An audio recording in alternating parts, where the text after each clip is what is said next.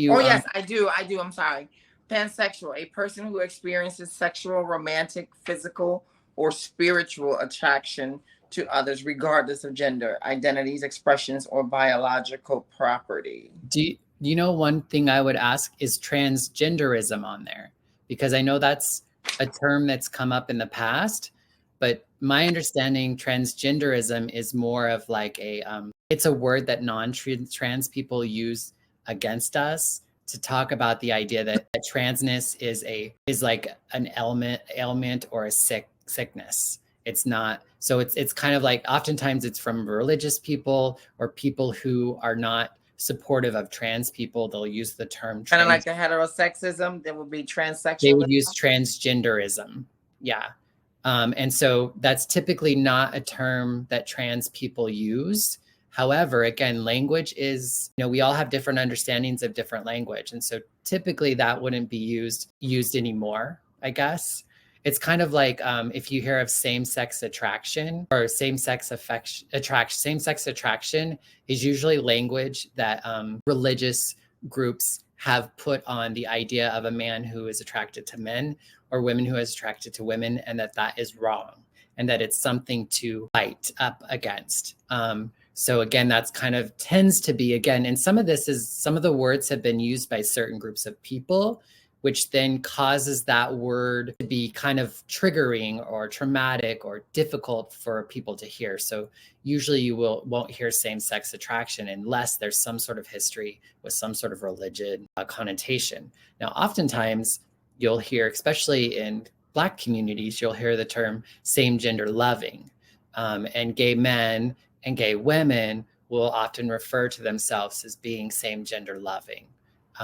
Which is also like another term that, and again, you know, different groups of people, different, you know, there's a lot of intersections of our own identities. We have different, you know, there's different races, there's different, you know, there's just so many different things, and words can be different. Like what is the word trade? So trade is typically the idea of a man who is manly, machismo, or kind of like just kind of a rough man that a trans or queer person could get with or finds attractive, or that sort of thing. So it's kind of like, I guess, is that how you would explain it? I would say trade is a man that identifies, who appears, because I wouldn't say his sexual preference would be predominantly heterosexual for trade. That would be the assumption. I mean, somebody could see a trans man as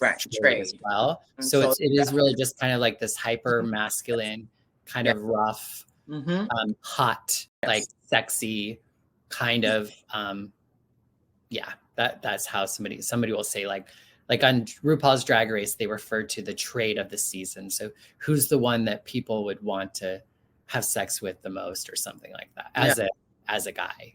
So who's your celebrity trade, Bonnie? That's not a term I use. Yeah, I mean, oftentimes trade is celebrity trade. Trade is often, I think, a term used within like the Black community. I think with trans women. But I think it's definitely not usually something white girls say, unless they're like in community with other folks, and it's like common language, but it's not typically a word that I would use to identify. Okay, because I've known a lot of other girls in the community. It doesn't matter what race. It's just a word that we use in our community. Yeah, and I would use it if I was, say, in conversation with you.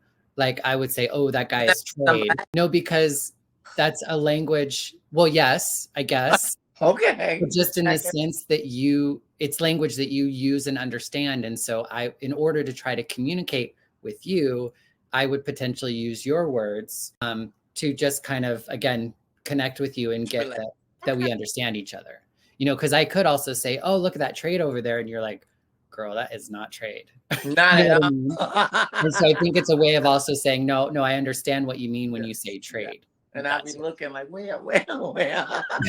Yes. And, you know, a lot of the language comes from like ball culture and, you know, from, you know, that, all that sort of stuff. And so I think there's a mindfulness, I think, especially like as a white person, I think it's important for me to be mindful of the words that I use and how I use them, without like, you're going to automatically kind of pick up things sometimes. Yeah. But it really ain't cute to like put on a black scent or to like. You mean there's ethics in how we communicate as sisters? I think that there's a difference between how you are with friends, because with friends, sometimes you can take the piss out of one another, right? You can say things that you wouldn't normally say in the general public, or if we were on a podcast.